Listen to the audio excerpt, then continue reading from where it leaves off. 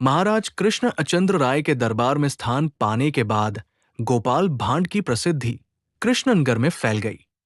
उससे मिलने के लिए प्राय तरह तरह के लोग आने लगे। ऐसे लोगों में महत्वाकांक्षी भी होते और जिज्ञासु भी। उसे भी लोगों से मिलना जुलना पसंद था। लोगों से मिलने जुलने से नई जानकारियां उसे मिलती रहती थी। कभी कभी लोग उसे अपनी कोई समस्या भी बताते और वो उस समस्या का हल उन्हें सुझा देता। इस तरह उसकी प्रसिद्धि कृष्णनगर के बाहर भी पहुंचने लगी। नमस्कार दोस्तों, आप कहानी सुन रहे हैं वंशीवादक गोपाल। कहानी गोपाल भाड़ बहुत ही मजेदार रोचक कहानी है। आगे कहानी बहुत ही मजेदार होने वाला है, तो इसी तरह आप कहानी में बने रहें। अगर अपने चैनल को सब्सक्राइब नहीं किया है तो चैनल को सब्सक्राइब करें। कहानी पूरा सुनने के बाद वीडियो को लाइक जरूर करें तो कहानी आगे।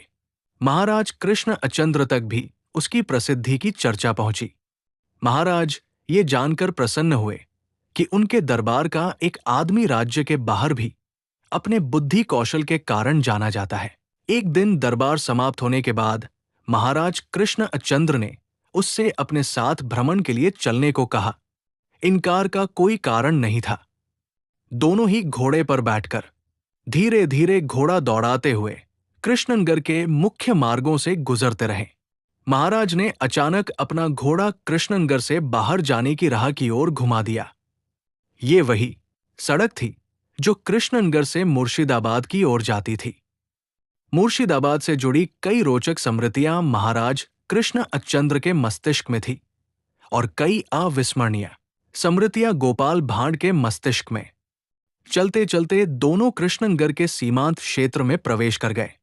यहां मनोरम हरियाली थी, खुला वातावरण था, आकर्षक सरोवर था जिसमें कमल पुष्प खिले हुए थे। भीनी भीनी सुगंध के साथ मंथर स्मीर दोनों के दिलो दिमाग में ताजगी भर रहा था। सरोवर के पास ही एक छोटा सा मंदिर था जहां से वंशी की मधुर ध्वनि उन दोनों तक पहुंच रही थी। महाराज वंशी की धुन को सुनकर चकित रह गए। अरे, ये कैसी स्वप्निल अनुभूति से भर रहा हूं मैं। शायद यही प्रकृति का चमत्कार है। शाम ढल रही है, संपूर्ण आकाश रक्तवर्णी हो उठा है। चिड़िया चहचहाते हुए अपने घोंसलों की ओर लौट रही है। डूबते सूरज की रक्तवर्णी किरणों से कमल दल रक्ताब हो रहे हैं।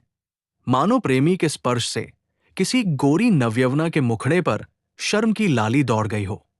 ऐसे में ये वंशी की तान मंत्रमुग्ध से महाराज वहां की प्राकृतिक छटा निहारने में खोए रहे।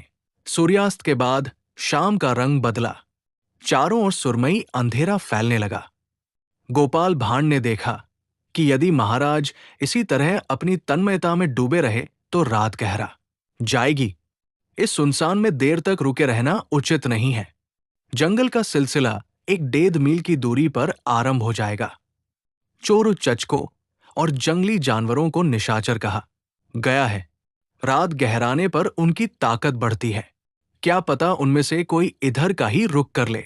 अभी गोपाल भांड महाराज को वापसी के लिए कहने की सोच ही रहा था कि वंशी की तान एक ऊंचाई तक जाकर समाप्त हो गई। महाराज की तंद्रा टूटी।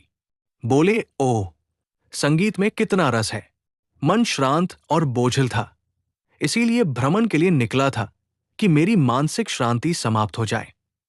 अच्छा हुआ कि मैं इस ओर आ गया। मेरे राज्य में इतना अच्छा वंशी बजाने वाला कोई है, इस बात का ज्ञान मुझे नहीं था। इधर नहीं आया होता तो ये ज्ञान कदापि नहीं होता।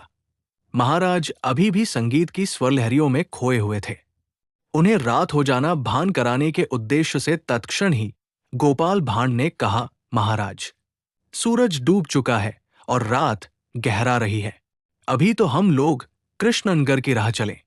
रास्ते में बात भी होती रहेगी। महाराज की मानो चेतना लौटी।